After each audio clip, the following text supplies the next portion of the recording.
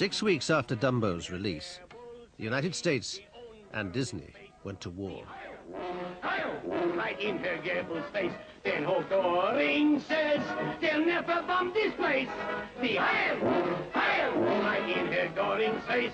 Is he not the Superman? Arian Pura Superman? Yeah, he is the Superman. Super duper Superman. Is this Nazi land so good? Would you leave it if you could? Yeah, this Nazi land is good. We would leave it if we could. In Der Führer's face, Donald Duck was enlisted to work for the US propaganda machine. He showed Americans what life would be like under Hitler.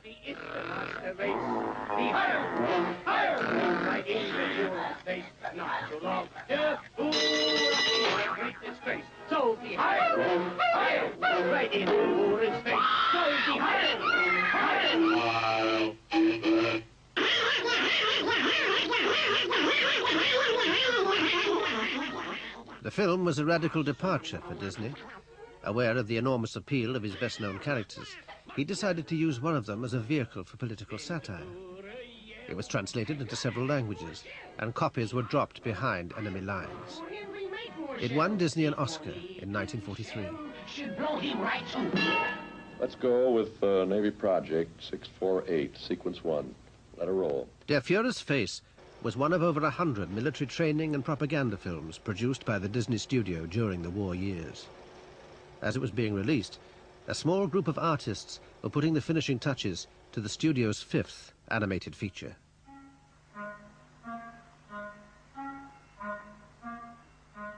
Begun around the same time as Pinocchio, Bambi had been 5 years in the making.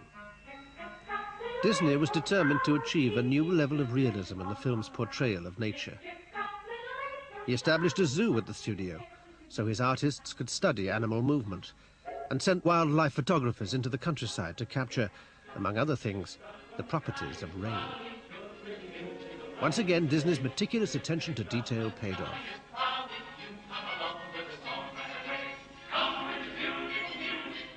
When the film was released in 1942, it was hailed as a masterpiece. Bambi was the last of the great Disney films. After the bitterness of the strike, Disney began to lose his passion for animation. A new obsession was taking its place. In America, when things go wrong, we look for some kind of alien evil to blame it on, and communism was certainly fulfilled that function for people like Disney, for lots of people in America.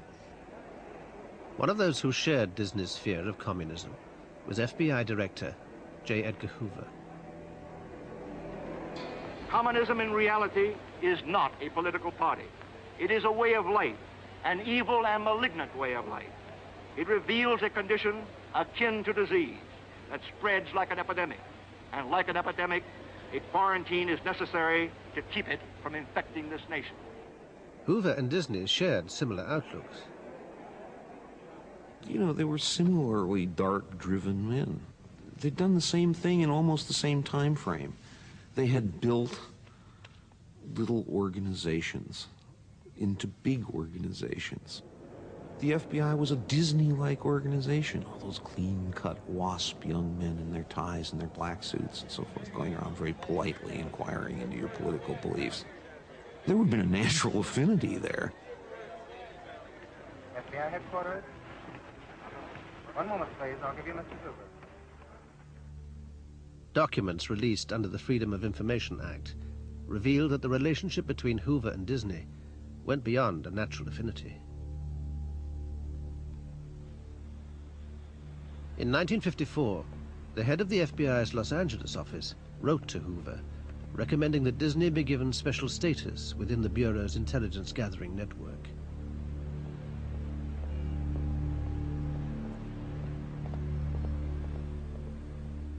Mr. Disney can be of valuable assistance to this office.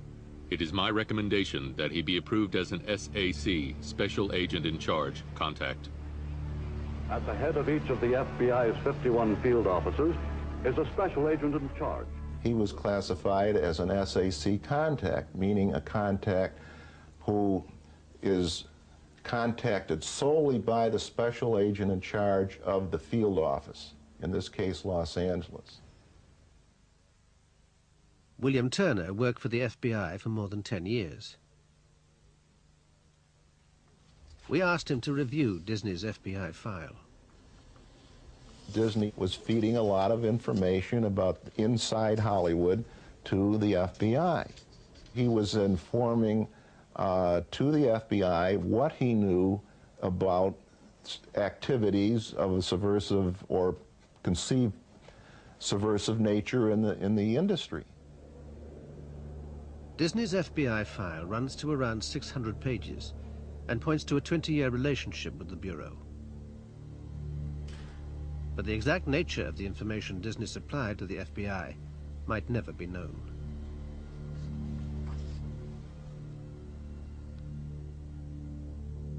Around 80% of the documents are either partly or wholly blacked out. The FBI says this is to protect confidential sources. We have no way of telling if those are valid withholdings or not.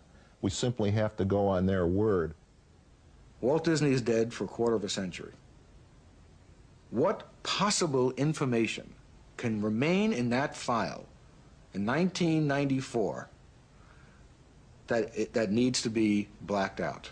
Well, why do you think they've blacked it out? Because they want to protect Walt Disney's reputation.